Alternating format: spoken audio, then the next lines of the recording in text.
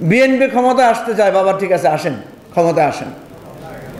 যদি একা আসতে চান যান, লড়াই হবে আপনাদের সাথে। ক্ষমতায় পার্লামেন্টে বসেন, 280-70 সিট পান, দেখা যাবে পার্লামেন্ট বেশি না রাজপথ বেশি। রাজপথের চ্যালেঞ্জ আমরা নেব।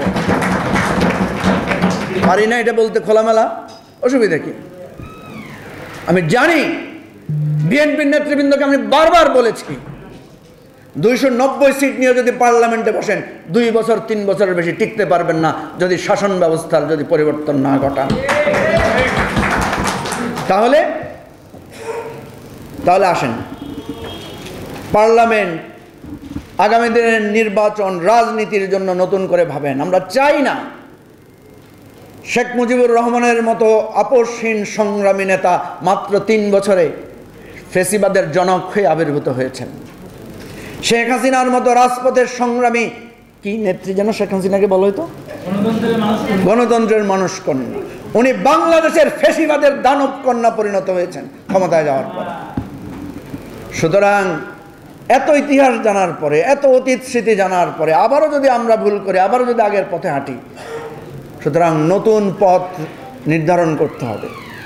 নতুনভাবে খোলামেলা কথা বলেন, কি চান ঝেড়ে কেসে বলেন। আপনারা যদি মনে করেন ভোটের বাহাদুরি দিয়ে ক্ষমতা দিয়ে করবেন, কার কি ভোটের বাহাদুরি আছে আমরা জানি। সংগ্রামের সম্মানও আছে, সংগ্রামের সম্মানকে আমরা জানব। আবার কেউ যদি, যেমন আমি কালকে একটা টক শোতে দেখলাম, একজনে বলছে আপনারা তো ওই বালু ট্রাক সরাইতে পারেন না। যে বলছে বালু ট্রাক সরাইতে পারেন না তাকে জিজ্ঞেস করছে, আমরা যখন ডান্ডা পেড়ি করে জেলখানায় ছিলাম তোমরা তো তখন মায়ের কোলে আরামে ঘুমাইছিলাম, তখন তো তোমরা সংগ্রাম করো নাই। তিতুমিরের বাঁশের কেল্লা নির্মমভাবে পরাজিত হয়েছিল, কিন্তু ওই বাঁশের কেল্লা ধ্বংসস্তূপের উপর দাঁড়িয়ে ব্রিটিশ বিরোধী আন্দোলনের 1947-এর রক্তবিহীন লড়াইবিহীন বিজয় এসেছিল। ধরেন 5ই আগস্টকে আমাদের গণ অভ্যুত্থান দিবস ঘোষণা করলাম, 20 বছর পরে যদি দেখি যে আওয়ামী লীগে এই গণ অভ্যুত্থান দিবস উদযাপন করছে, তাহলে কেমন লাগবে? যেমন জামাত ইসলামী এখন স্বাধীনতা দিবস উদযাপন করে, কি বলেন ঠিক না? এটাই তো বাস্তবতা। যেমন শহীদ মিলন হত্যার দিন জাতীয় পার্টি বিবৃতি দেয়, দিবস বানাইলেন, কিন্তু দিবসের যদি আপনার মর্যাদা এবং অভিমুখ ঠিক না করি আমরা, তাহলে দিবস তো শুধু একটা দিবসই হবে। দিবসের দিনে যায় ফুল নিয়ে ঠেলাঠেলি করে ফুলের ধাক্কা ধাক্কিতে কে আগে ফুল দিব এটার প্রতিযোগিতা হবে। আমাদের জীবন, আমাদের স্বপ্ন, আমাদের রক্তের মূল্য পরিশোধ হবে না, আমাদের স্বপ্ন বাস্তবায়ন হবে না। তো এখন আসেন কাজের কথা বলি। এই কেউ নির্বাচন চায়, আমি বলি উনি তো নির্বাচন চাইবেনই, কারণ উনি নির্বাচন করলে উনি ক্ষমতায় বসবেন। উনারা দোষ দেন কেন ভাই? কেউ সংস্কার চাইবেই, কারণ তার কাছে এই সংস্কার, ধরুন রাষ্ট্র সংস্কার আন্দোলন, জন্মই হয়েছে রাষ্ট্র সংস্কারের কথা বলা। উনি রাষ্ট্র সংস্কার না চায় আর কিছু চাইতে পারবে? জোনায়েদ সাকিব মুখের লালা শুকায় ফেলছেন নতুন রাজনৈতিক বন্দোবস্তের কথা বলতে বলতে। উনি নতুন বন্দোবস্ত না কইয়া কি ওনার উপায় আছে? আমরা রাষ্ট্র মেরামতের কথা বলে রাজনীতি শুরু করছি, তো আমরা তো সেটাই বলবো। কথা হচ্ছে আমাদের মধ্যে এই যে একজন একটা চাই, এই যে সবাই মিলে একটা জায়গায় বসে, এটা এই ক্যামেরা বাদ দিয়ে এক জায়গায় বসে আমাদেরকে সিদ্ধান্ত নিতে হবে। যদি এই সিদ্ধান্ত নিতে না পারি, তাইলে ধরেন 90-এ যেরকম আমরা অভ্যুত্থান করে 3টা ইলেকশন পাইছিলাম, এরপর আবার ইয়াহিয়া খান বা আইয়ুব খান পর্ব শেখ হাসিনার মধ্য দিয়ে শুরু হয়েছে। এই 24-এর পর হয়তো 10 বছর আমাদের এই চেতনা চলবে। 10 বছর পরে আবার আমরা সগৌরবে আমরা বলা যায় যে আবার নতুন ফেসিবাদের কাছে আমরা আবার অবগাহন করব। আবার লড়াই, আবার রক্ত, আবার হেলিকপ্টারের গুলি, আবার রাজপথে রক্ত দিয়ে আবার নতুন একটা প্রক্লেমেশন ডিক্লেয়ার করার হয়তো আমাদের স্বপ্ন জাগবে। এনাফ। 50 বছর 53 বছরের সংগ্রাম, লড়াই, লেখালেখি, শহীদুল্লাহ ফরাজের মতো আধা রাজনীতিবিদ, কতক্ষণ কবি কতক্ষণ গীতিকার, মাঝে মাঝে ওনাকে খুঁজে পাওয়া যায় না, মাঝে মাঝে আবার উনি আমাদেরকে বয়ান নিয়ে হাজির হবেন।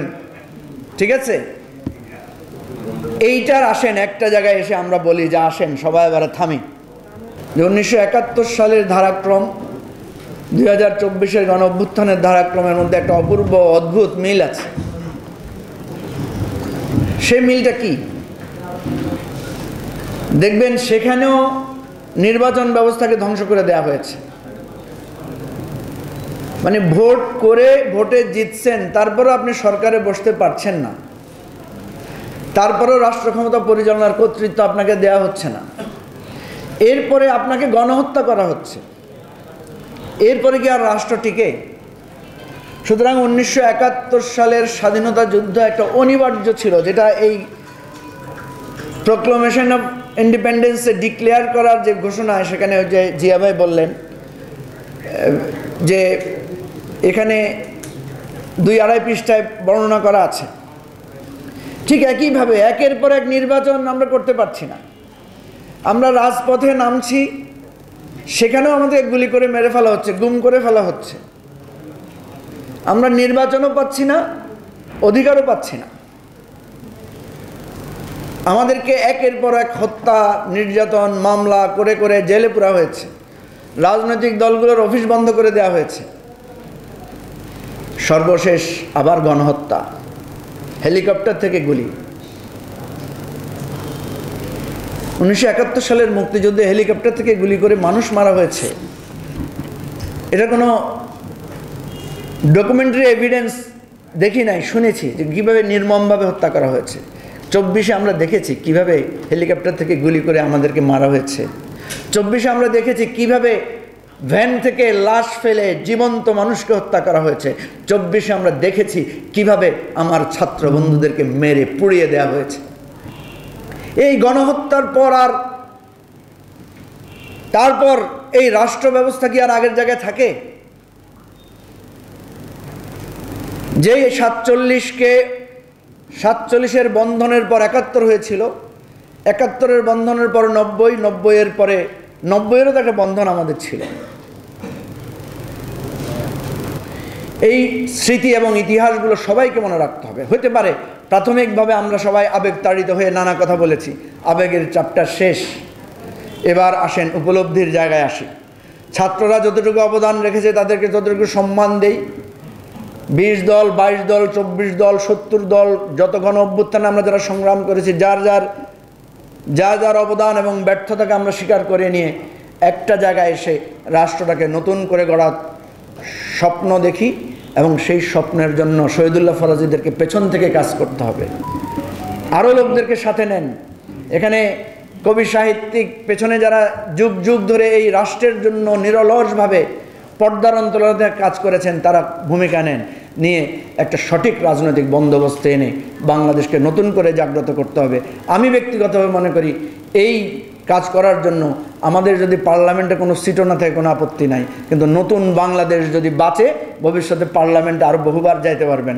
আর যদি না বাঁচে, জেলখানায় যুগের পর যুগ কাটাইতে হবে, যেটা শেখ হাসিনার সময় আমরা ভাবছি আর কোনোদিন জেল থেকে মুক্ত হতে পারবো কিনা। সবাইকে ধন্যবাদ। আসসালামু আলাইকুম।